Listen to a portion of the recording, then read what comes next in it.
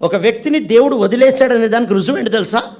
ఒక వ్యక్తిని దేవుడు ఇక వదిలేశాడు, భ్రష్టత్వానికి వదిలేశాడు, ఇక నువ్వు ఎటు సచ్చినా నాకు అనవసరం రా అని దేవుడు వదిలేశాడు అనే దానికి రుజువు ఏంటి తెలుసా? ఆ వ్యక్తి పాపం చేస్తున్నా దేవుడు కొట్టడు.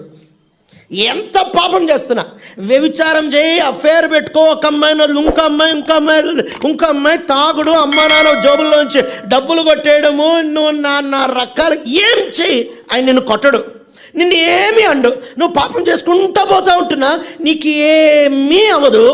అంటే దాని అర్థం ఏంటి తెలుసా? దేవుడు నిన్ను వదిలేశాడు, నీకు తర్వాత పండగ ఉంటుంది.